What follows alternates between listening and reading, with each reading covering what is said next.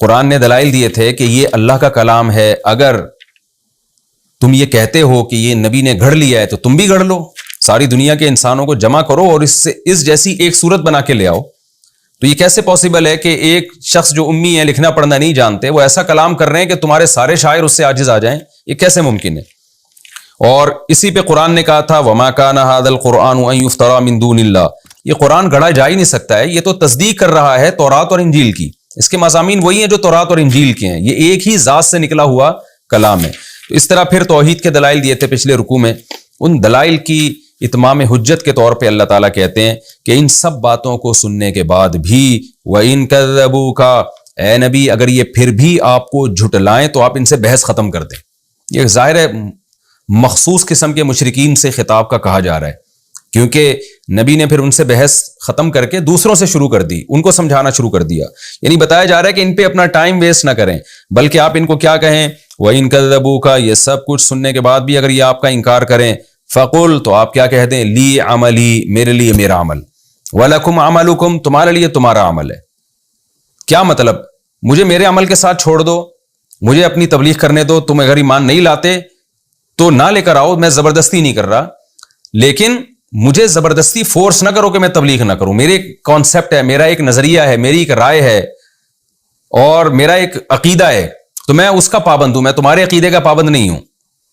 تم اگر بت پرستی کر رہے ہو تو کرتے رہو، انتم بریئون مما اعمل، جیسے میں جو عمل کر رہا ہوں تم اس سے بری ہو، تم سے نہیں سوال ہوگا اس کے بارے میں کہ محمد صلی اللہ علیہ وسلم وہ بتوں کو کیوں نہیں پوچھتے تھے، محمد صلی اللہ علیہ وسلم توحید کا پرچار کیوں کرتے تھے، تو تم اس سے بری ہو، اس کی ذمہ داری تم پر نہیں ہے۔ وَأَنَا بَرِيءٌ مِّمَّا تَعْمَلُونَ، اور تم جو کچھ کر رہے ہو میں بھی اس سے بری ہوں، میں اس کا ذمہ دار نہیں ہوں۔ تم جو بتوں کی عبادت کر رہے ہو اور باپ دادا کی غلط رسومات میں پیروی کر رہے ہو، تو جیسے اس کا ذمہ دار میں نہیں ہوں تو ایسے ہی میں جو کچھ کر رہا ہوں تم بھی اس کے ذمہ دار نہیں ہو، تو پھر بحث کیسی ہماری؟ یعنی یہ جملہ اصل میں اس وقت کہا جا رہا ہے کہ بھائی تم بات نہیں مانتے تو ٹھیک ہے، تمہارا ایک کانسیپٹ ہے، لیکن میرا کانسیپٹ ہے تو میں تمہارا کانسیپٹ قبول کیسے کر لوں؟ اپنی رائے زبردستی مجھ پہ کیوں مسلط کر رہے ہو؟ تو جس نے میری بات پہ یقین کرنا ہوگا کر لے گا، مجھے آزاد چھوڑ دو، جس نے تمہاری بات کو فالو کرنا ہوگا تمہاری بات کو فالو کر لے گا۔ تو ہم دونوں ایک دوسرے کے عمل کے ذمہ دار تھوڑی ہیں، کیونکہ جب کوئی کسی عمل کا ذمہ دار ہوتا ہے نا تو پھر وہ روکنے کا اہل بھی ہوتا ہے۔ مثال کے طور پر آپ کے دفتر میں آپ کا ایک امپلائی ہے، وہ کوئی چوری کرتا ہے تو آپ کا آفس اور آپ کے جو ہے نا وہ باس پہ بات آتی ہے، تو وہ کیا کرے گا کہ بھائی میں یہاں دفتر کے اندر جو کچھ بھی ہو رہا ہے میں اس کا ذمہ دار ہوں، یہاں کوئی غیر قانونی کام نہیں ہونا چاہیے، کیونکہ تم نے کیا تو جہاں تم پکڑے جاؤ گے میں بھی پکڑا جاؤں گا۔ تو ایسے موقع پہ اس باس کو یہ رائٹ ہوتا ہے کہ وہ اپنے ماتحت پہ سختی کرے۔ تو کوئی بھی ایسا کام جس کا اثر دوسرے پہ پڑ رہا ہو تو اس دوسرے کو یہ اجازت ہوتی ہے کہ دوسرے آدمی کو زبردستی روک لے۔ لیکن جب اثر نہیں پڑ رہا، جیسے آج بھی ہم کہتے ہیں نا بھائی ہندو اگر مندر میں جا رہا ہے، مسلمان مسجد میں جا رہا ہے، تو آپ نہ کسی کو مندر میں جانے سے روک سکتے ہیں زبردستی، نہ کسی کو مسجد میں جانے سے روک سکتے ہیں، اس لیے کہ دونوں ایک دوسرے کے عمل کے ذمہ دار تھوڑی ہیں۔ میں زبردستی کسی ہندو کا جب مندر سے روکوں گا کہ جب میرا یہ عقیدہ ہو کہ یہ اگر مندر گیا تو قیامت میں میری ٹھکائی ہوگی، تو ظاہر ہے میری کیوں ٹھکائی ہوگی، وہ جانے، اللہ اس سے قیامت کے دن پوچھے گا۔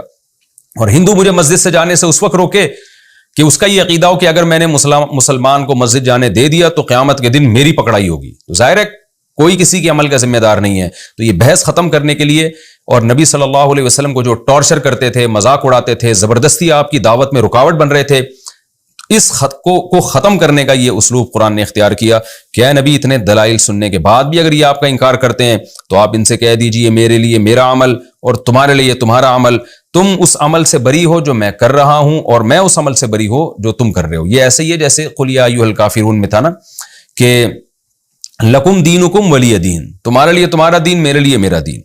ومنہم من یستمعون الیک، یہ تو وہ لوگ تھے جو بات سننا ہی پسند نہیں کر رہے تھے۔ قرآن نے کہا کچھ ان میں سے ایسے بھی ہیں من یستمعون الیک، جو صرف سنتے نہیں ہیں بلکہ کان لگا کے سن رہے ہوتے ہیں، یعنی دیکھنے کی حد تک۔ اگلی آیت سے پتہ چلتا ہے کہ اس سے وہ لوگ مراد ہیں جو دیکھنے میں ایسا لگتا ہے کہ بڑے غور سے سن رہے ہیں لیکن ان پر ذرہ برابر اثر نہیں ہوتا، کیونکہ ان کی مثال بہروں کی ہے، وہ دل کی آنکھیں کھول کے سنتے ہی نہیں ہیں، اوپر سے سن رہے ہوتے ہیں بس۔ وَمِنْهُمْ مَن يَسْتَمِعُونَ إِلَيْكَ، ان میں سے کچھ ایسے ہیں جو غور لگا کے آپ کی بات سن رہے ہوتے ہیں، یعنی ایسا لگتا ہے کہ جیسے بڑی غور سے آپ کی طرف انہوں نے کان لگایا ہوا ہے، لیکن ان کو بھی ہدایت نہیں ملتی۔ تو ظاہر اس سے نبی اور پریشان ہوتے تھے کہ وہ لوگ جو سن ہی نہیں رہے ان کو ہدایت نہ ملے تو سمجھ میں آتا ہے کچھ ایسے بھی کافر ہیں جو ایسا لگتا ہے کہ یہ کان لگا کے غور سے بات سن رہے ہیں، تو ان کو ہدایت کیوں نہیں مل رہی؟ تو اس کا قرآن نے جواب دیا افانت تسمع الصم، اے محمد صلی اللہ علیہ وسلم تو کیا آپ بہروں کو سنا سکتے ہو؟ بہرا جتنا بھی قریب لے آئے نا کان کو، اس کو پھر بھی سنائی نہیں دیتا. تو یہ دل کی آنکھوں کے لحاظ سے بہرے ہیں، یہ سنتے ہیں اوپر اوپر سے، دل میں قبول کرنے کی نیت سے یہ سنتے ہی نہیں ہیں. تو کیا آپ بہروں کو سنا سکتے ہیں؟ وَلَوْ كَانُوا لَا يَعْقِلُونَ، اگر وہ بہرے ایسے ہوں کہ عقل بھی نہ ان میں. بعض دفعہ بہرے کو آپ سناتے ہیں، سنائی نہیں دیتا، لیکن عقل سے کام لے کے نا سمجھ جاتا ہے، لپسنگ سے سمجھ جاتا ہے، اشاروں سے سمجھ جاتا ہے کہ سامنے والا کیا کہنا چاہتا ہے. اب اگر بہرا بھی ہے اور عقل بھی کام نہیں کر رہی تو اس بہرے کو بات سمجھانا تو ناممکن ہے. تو قرآن کہتا ہے یہ جو غیر مسلم، جو ہر دھرم قسم کے غیر مسلم ہیں، اے محمد صلی اللہ علیہ وسلم آپ ان کو ہدایت نہ ملنے سے پریشان نہ ہو، کیونکہ یہ ان کی مثال ان بہروں کی ہے جن بہروں میں عقل بھی نہیں ہے.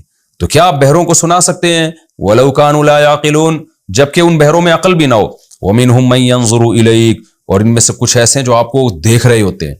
اس سے نبی یہ سمجھ بیٹھتے ہیں کہ شاید اب ان کو ہدایت مل جائے گی، مجھے بڑے غور سے دیکھ رہے ہیں. دیکھنے کا مطلب یہی ہے کہ جب ظاہر دیکھتا ہے انسان تو سنتا بھی ہے.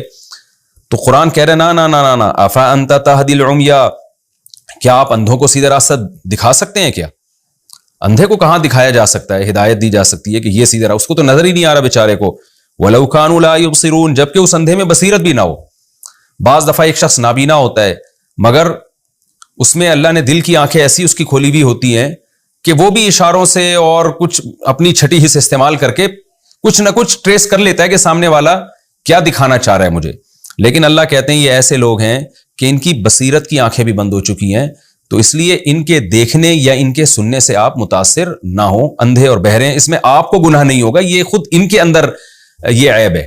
نبی صلی اللہ علیہ وسلم کو یہ بھی فکر ہوتا تھا نا، فکر ہوتی تھی کہ شاید میری دعوت میں کوئی کمی ہے، میرے اخلاص میں شاید کوئی کمی نہ ہو، یا میرے جذبے میں شاید کوئی کمی ہے جس کی وجہ سے ان پر اثر ہی نہیں ہو رہا. تو آپ بہت ٹینشن میں آتے تھے، کیونکہ ظاہر ہے اللہ نے آپ کو آخری نبی بنایا اور آپ کے ذمہ دعوت کا عظیم کام لگایا، اور اللہ نے یہ بھی کہا وَإِن لَّمْ تَفْعَلْ فَمَا بَلَّغْتَ رِسَالَتَكَ، قرآن میں دوسرے مقام پہ آتا ہے کہ اے نبی آپ اللہ کا پیغام پہنچائیے.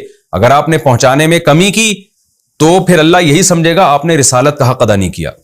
تو یہ دھمکیاں بھی قرآن میں نازل ہو چکی ہیں. اب آپ سوچئے کہ نبی پہ کیا گزرتی ہوگی، دل پہ آرے چلتے ہوں گے کہ میں اللہ کو کیا جواب دوں گا.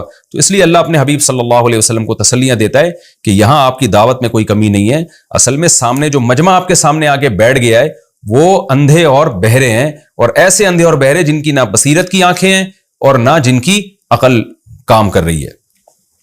اب سوال پیدا ہوتا ہے اللہ تو نے لوگوں کو ایسا اندھا بہرا بنا کیوں دیا کہ جن کی عقلوں پہ مہر لگ گئی ہو؟ یہ بھی تو اللہ ہی کرتا ہے نا یہ کام. قرآن میں ہے نا ختم اللہ علی قلوبہم، اللہ نے ان کے دلوں پہ اسٹیمپ لگا دی ہے، مہر لگا دی ہے. تو اے اللہ تو نے انسانوں میں ایسے انسان پیدا کیوں کیے جن میں سننے کی صلاحیت ہی ختم ہو گئی، عقل ہی ختم ہو گئی، دیکھنے کی صلاحیت ہی ختم ہو گئی؟ اس کا جواب اللہ دے رہا ہے ان اللہ لا یظلم الناس شیئا، دیکھو اللہ لوگوں پہ ذرہ برابر بھی ظلم نہیں کرتا. یہ جان کر زبردستی اللہ نے ایسا نہیں کیا کہ ان کے اندھا بہرا بنا دیا. وَلَكِنَّ النَّاسَ أَنفُسَهُمْ يَظْلِمُونَ، لیکن لوگ ہی اپنی جان پہ ظلم کرتے ہیں. کیا مطلب؟ انہوں نے ایسی بدعمالیاں کی ہیں کہ اپنے دل کی حالت کو انہوں نے خود چینج کر دیا ہے. ایک حد ہوتی ہے نا، انسان حق کا انکار کرتے کرتے ہر دھرم ہو جاتا ہے، پھر اس میں غیرت ہی ختم ہو جاتی ہے، وہ جذبہ ہی ختم ہو جاتا ہے حق کو قبول کرنے کا. آج تو دن رات ایسے لوگ ہمیں نظر آتے ہیں کہ آپ ان کے سامنے دلائل کی امار لگا دیں لیکن بھینس کے آگے بین بجانے والی بات ہوتی ہے. تو وہ خود ان کی بدعمالیاں کر کر کے ایسا دل سخت ہو چکا ہوتا ہے. تو اللہ کہتے ہیں میں ظالم نہیں ہوں، یہ لوگ خود ظالم ہیں، اپنی حالت انہوں نے خود ایسی کر دی ہے.